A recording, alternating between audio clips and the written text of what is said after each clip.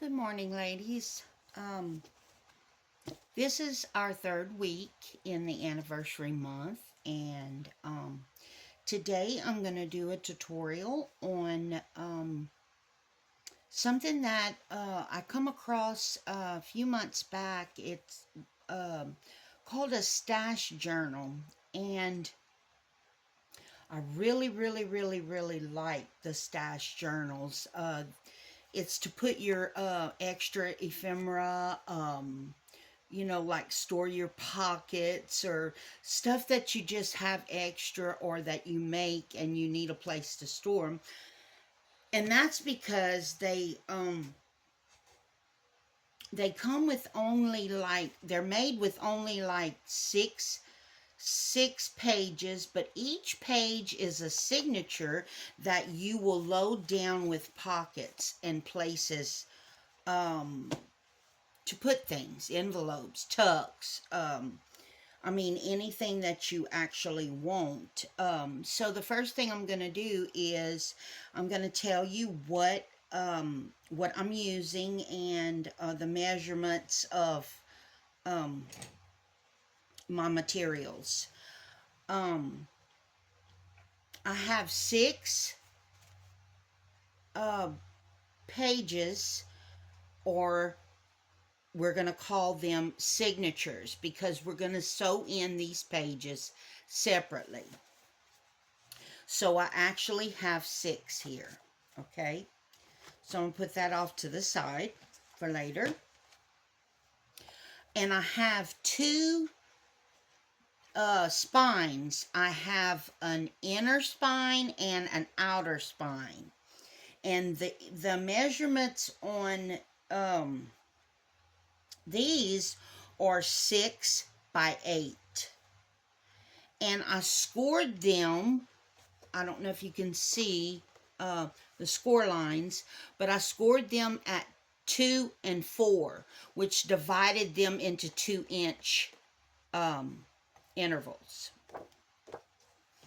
And I cut 2 out like that. Then what I did is I have to have my cover, so my outer cover, I chose this, and they're two pieces, 5 by 8. For my inner cover, I chose this print, or on the back. I can put it either way I want. And these are the same measurements, 5 across, 8 length. Okay, so this is the things that I'm going to need to do my stash journal. I have with me my needle that I sew my journals with, the tool that I make the holes, some scissors. I have distress ink, and you can, this is optional if you have it or if you don't. It doesn't really matter. But I'm using antique linen. If I decide to put it on my stash journals, that's what I'm using. I have 2 pieces of ribbon, each 16 inches. This is for the closure. And for decoration, of course, I have some lace, some vintage lace, and I measured just above the 8 inches, so I'd have a little more to work with and trim up to make it look very neat.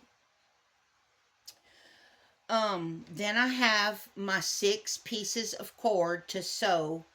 1, 2, let me make sure, 3, 4, 5, 6. Yes, I have all 6. I have a bone for my creases in my paper. I'll probably be using Fabri-Tac. I also, at times, use the tacky glue. And I have to make my corners look more rounded and neater. I have this. Um, Specifically, there's 3 different measurements for your corners. Okay, so um, with all that being taken care of, and we got our measurements, and we got our papers ready, our papers scored, what I'm going to do is right now, the first thing I'm going to do is I'm going to glue my outside spine to my outside cover. And before I do that, I want to get my creases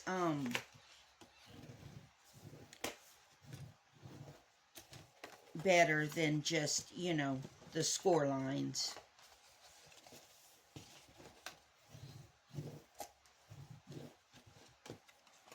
Okay, so they bend up because your book is going to bend up, okay? So then what I'm going to do is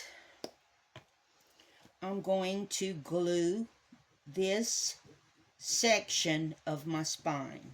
I'm going to put the glue, cover it very, generously, not overdo it, but, make sure, because we do want it to be stable.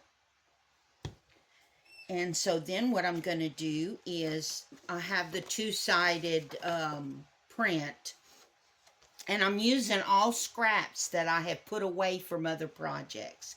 That's another thing good about the scrap journal. It's just to store your stuff, so you can use your scrap or extra pages that you've printed or whatever. So I'm going to glue it flush with the score line.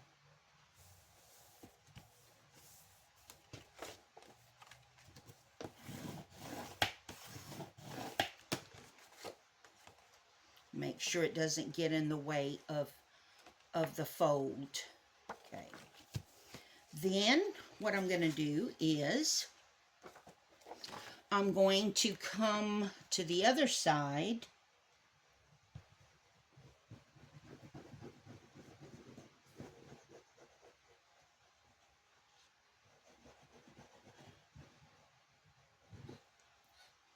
and I'm going to do the same thing. Flush with the score line.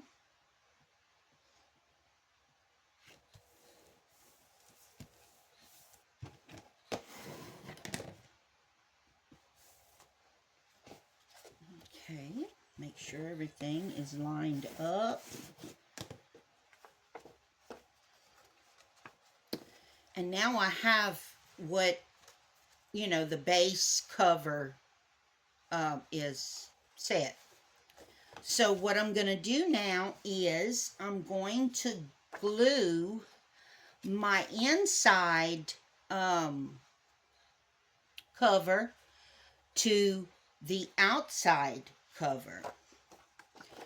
So I'm going to take my glue and I'm going to glue all of this .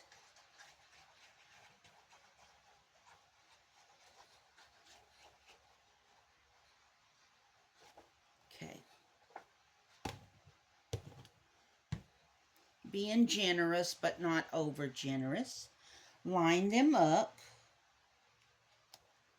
making sure that you don't overstep the spine crease.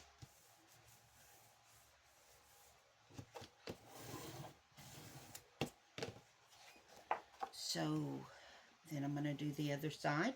Repeat it.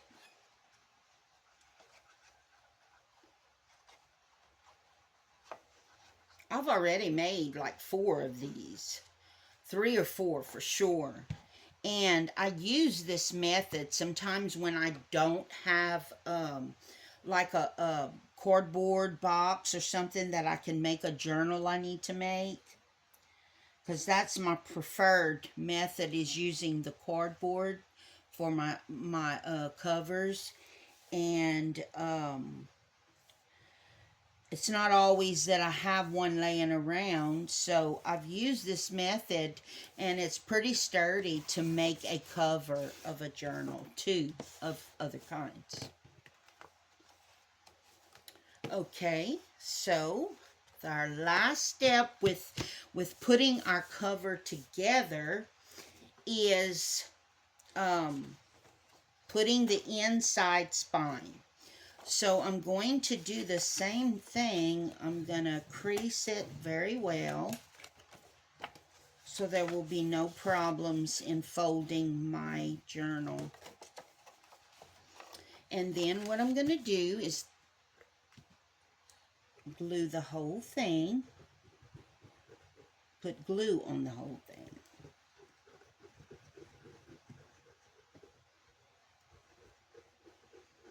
And this kind of glue, Fabri-Tac, works the best for me. It is a little more expensive than the other glues, but it is the only one that I've found so far to work very well. So I'm going to line this up with my spine. And then it's going to be glued in.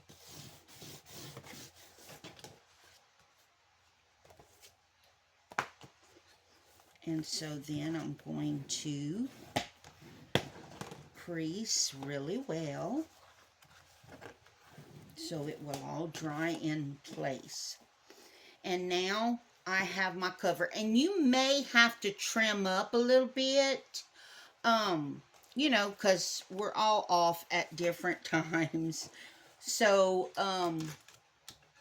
you know, just take your scissors and trim up a little bit to make, you know, to get that even,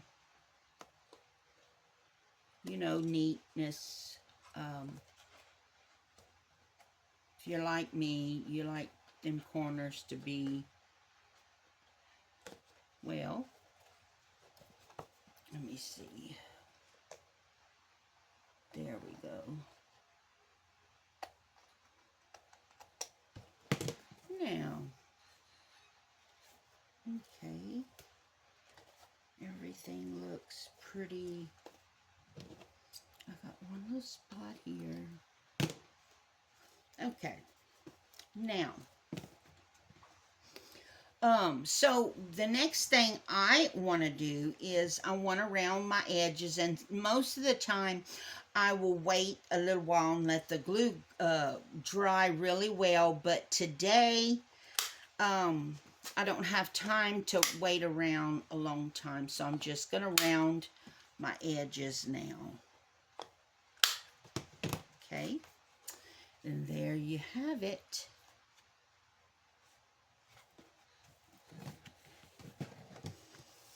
Okay, and I did forget one step, and I'm going to admit it because I'm not perfect.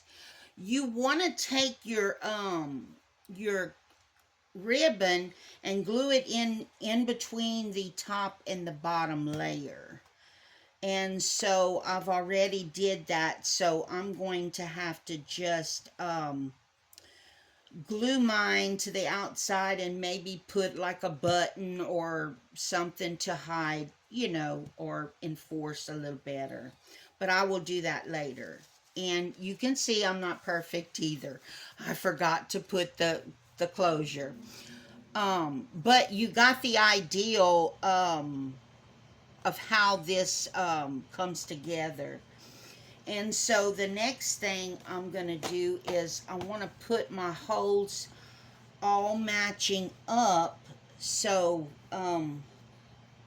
what I'm going to do is I'm going to do that before I start sewing. So what I use is just my ruler, or something that I have available to mark my spots. And I usually start out by marking one of my pages, and so that's what I'm gonna do. So what I'm gonna do is I'm going to take my where I, you know, my hole puncher, or whatever you want to call it. There's a name for it. An owl, or something like that. It's spelled just like owl, but it's not pronounced like owl. Okay. So I want to come in about an inch from the two bottoms. I mean the top and the bottom, the two bottoms. Listen at me.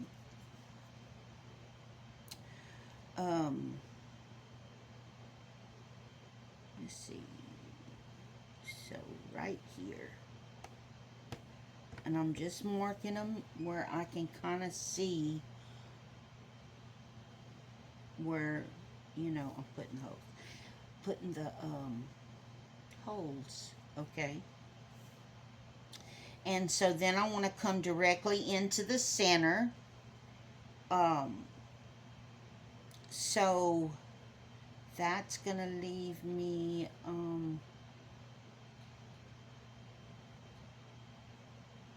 let's see, 1, 2, 6, 7, 8. These are a little shorter. The pages are a little shorter, which I usually do that for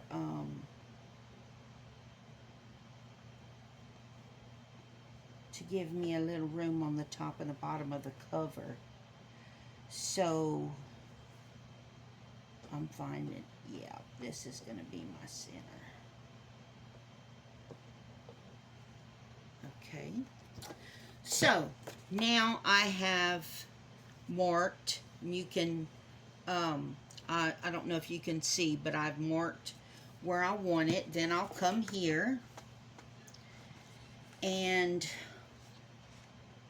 this is just my way. If you have another way that works for you, hey, go for it.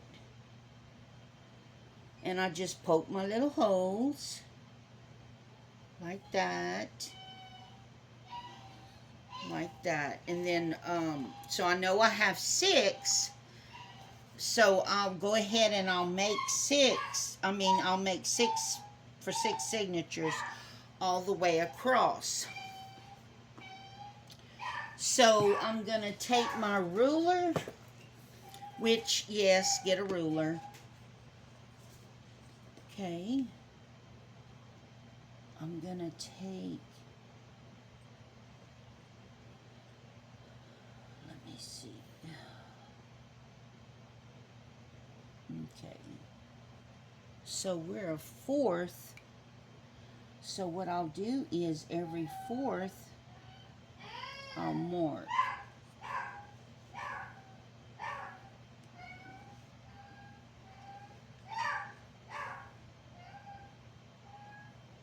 Excuse my dog. He hears me talking.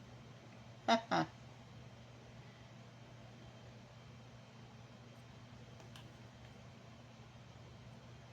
Okay. Okay, I got 3.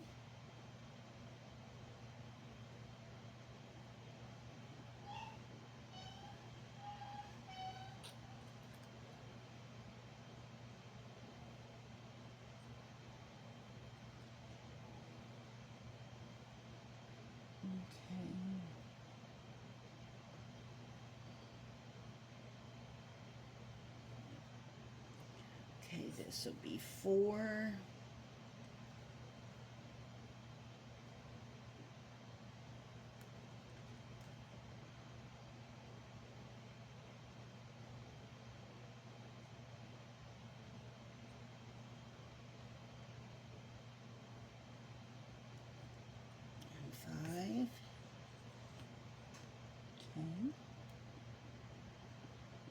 trying to get them right.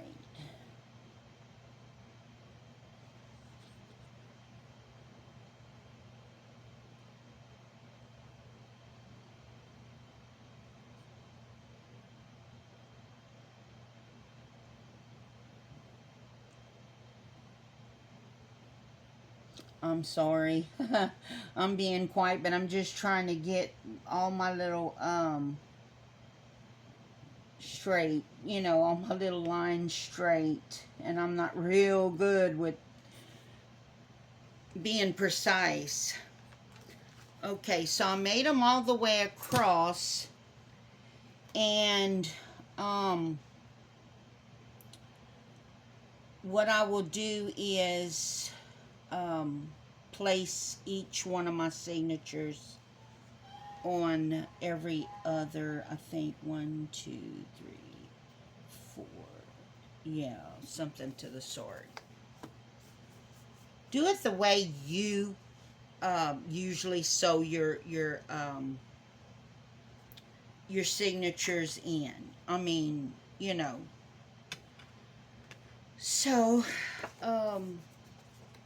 what I will do now is I'm going to mark all of my, it's taking quite a bit of time because I'm slow at getting my, my marks onto my, journal. So, I'm going to sew one in for you, and, then I'll let you go,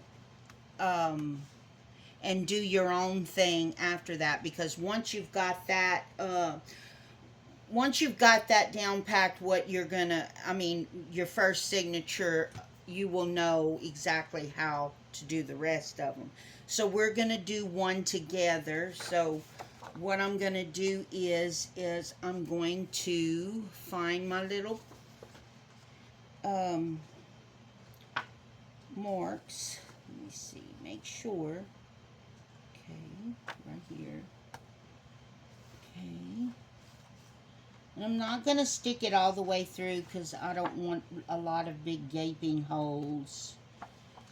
But you can see how I'm marking. Okay. Alright. So you see I have my 3 holes there. I'm going to come here and mark.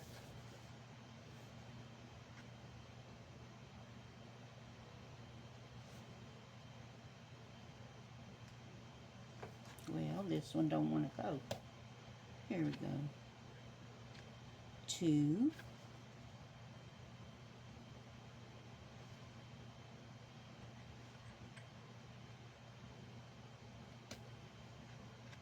3. Okay. So what I'm going to do now is I'm going to thread my needle, my big needle. So I'm going to go through the center.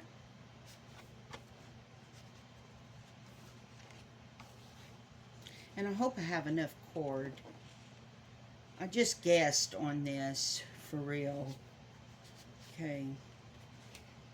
I'm going to come through the bottom.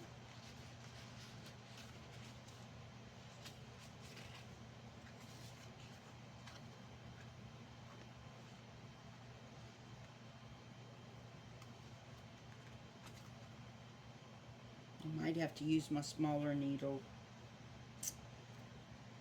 Yep, looks that away. Hold on. I do have a smaller one. This one is newer, and I'm having trouble with my needles bending. So I decided to get me a stronger one.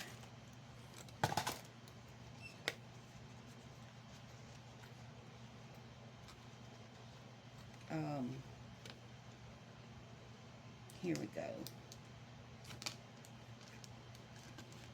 Don't want to pull out what I already have. So I buy my needles with Singer. They have the larger needles, so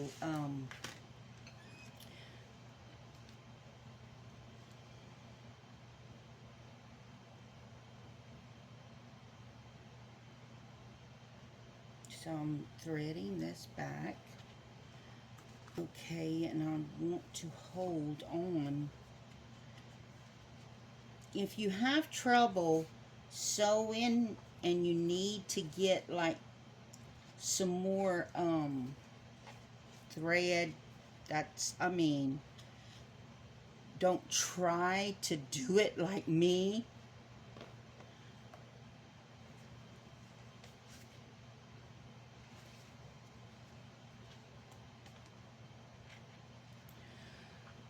Well, I made it.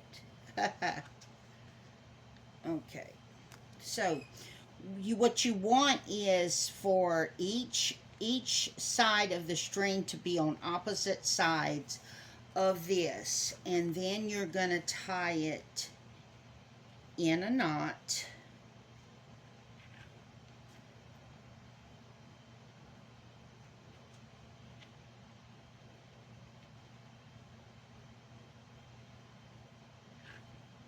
Okay, now your first and you can trim that up, but your first signature is in. And I'm going to let you ladies sew the rest of your signatures in on your own. Because I'm sure you ladies, most of you know how to do that already.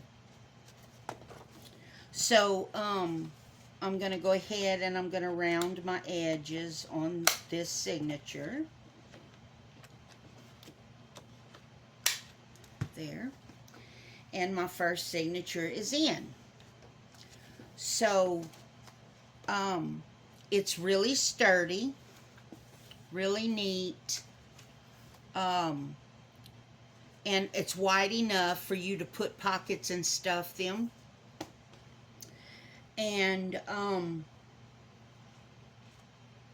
you can put as many signatures as you want in them, but I usually just put 6. Because that's quite a bit of pockets you can put, you know, back and front, and, you know, each signature you have like 4 actual pages to put pockets and whatever you want in them. Now there's going to be a part 2 with this, and hopefully she can do better than me, because this was yeah, I forgot this and forgot that, and okay, so we got to the end of it, but hey, it is what it is. I had fun making it, but Holly Cool is going to do part 2 next week, and she is going to show you how she put all of the pockets and the her stash in them, and show you different kinds of storage areas you can put in them. So I did have fun today. Sorry I made a mistake with the closure. But, and also I didn't put the lace, but I will put the lace after I put my closure. But the lace I'll just put like right here on the outside, you know, just to give it a vintage look. I mean, you are going to put them on your desk or whatever, so you want them to kind of look good. So, and I might put this, I'll put this in my little kit that I made. It says Believe, so you can decorate them. So, ladies, I hope you have a nice evening. Again, I apologize for forgetting the enclosure. But I hope you enjoy this journal, and I hope you make tons of them. Thank you.